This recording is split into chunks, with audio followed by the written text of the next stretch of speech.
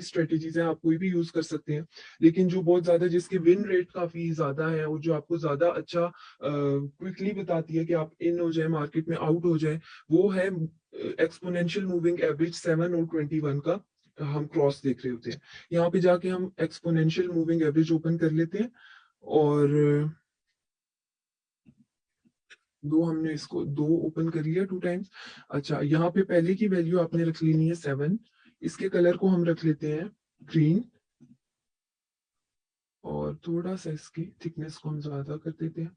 जो दूसरा moving average है इसको आपने कर लेना है, इसकी वैल्यू आप डाल लें 21 और इसके कलर को हम कर देते हैं येलो। अच्छा, ये वाला जो आपका 7 और 21 का, पहले तो आपने इसको देखना किस तरह से, आपने देखना इस तरह से है कि आपके पास जब भी आपका जो ये ग्रीन वाला छोटा मूविंग एवरेज है 7 वाला, ठीक है, ये बड़े वाले को, जैसे यहाँ पे बड़ा कौन सा 21 है, ये नीचे से ऊपर की तरफ क्रॉस करेगा जैसे इसने यहाँ पे किया, तो इसको हम कहते हैं बुल क्रॉस। बुल क्रॉस का क्या मतलब होता है कि इसके बाद मार्केट आपकी बुलिश जाएगी। आपने उसी तरह अपने सपोर्ट रेजिस्टेंस के बाकी जो चीजें मैंने आपको बताई हुई हैं, आपने उनको भूल नहीं जाना।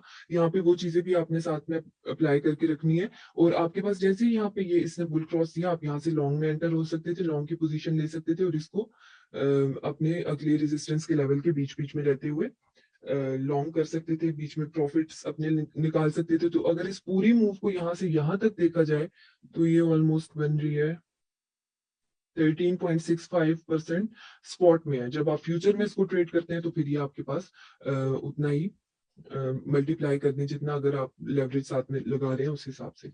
इसी तरह आपके पास यहाँ पे एक होता है हमारे पास बेयर क्रॉस। आप शॉर्ट की पोजीशन कब लेंगे, जब हमारे पास ये जो छोटा मूविंग एवरेज है जैसे 7 है, यहाँ पे इसने 21 को नीचे की तरफ क्रॉस किया, क्रॉस डाउन किया, तो ये बेयर क्रॉस है। इसका मतलब है इसके बाद मार्केट नीचे की तरफ जाएगी। अब आपने अपने रेजिस्टेंस और सपोर्ट के, जैसे यहाँ पे देखिए इसने बुल क्रॉस तो दिया लेकिन मार्केट ज्यादा ऊपर ही नहीं गई, वहीं से रिजेक्ट हो गई। क्यों? क्योंकि यहाँ पे आपको बिल्कुल देखते हुए भी आपको यहाँ पे एक रेजिस्टेंस की लाइन नजर आ रही है, तो आपने इन चीजों का साथ में ख्याल रखना है। बेयर क्रॉस कब होगा, जब इस तरह से आपका छोटा मूविंग एवरेज बड़े को नीचे की तरफ क्रॉस करेगा। तो यहाँ पे ये हमारा बेयर क्रॉस है। आप यहाँ से अपनी शॉर्ट की पोजीशन उसी तरह लेवल टू लेवल नीचे के लेवल्स के बीच में रहते रहते ले सकते हैं।